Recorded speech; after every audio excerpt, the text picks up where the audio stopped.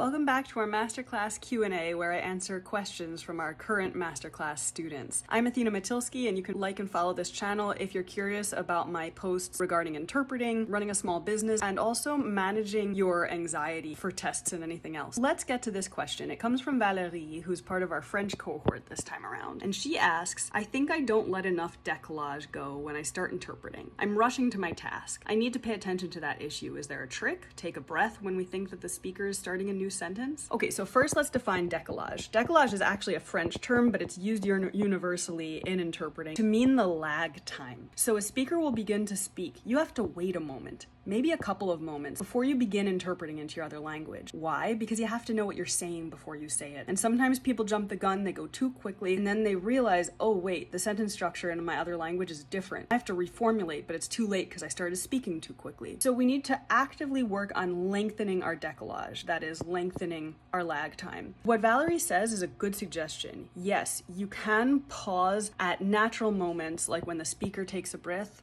you take a breath. And the other thing to do is just listen for the first piece of information that truly makes sense. Try to focus on the fact that somebody on the other end is listening to your interpretation and they need to understand what you're saying. So rather than getting caught up in word by word by word, try to listen for the first idea. And as soon as you hear that first idea, you say it in your other language. This is way easier said than done. One thing that can help you is something we call a paraphrasing exercise, where you parrot the speaker in the same language, saying exactly what they're saying in the same language, but reformulating, that is, changing around the word order. So, for example, he read the book to me could become, the book was read to me by him. Or you can say, I went home, I went back to the place I live. And this helps your brain with the mental gymnastics that are necessary to truly focus on ideas rather than words. Good luck.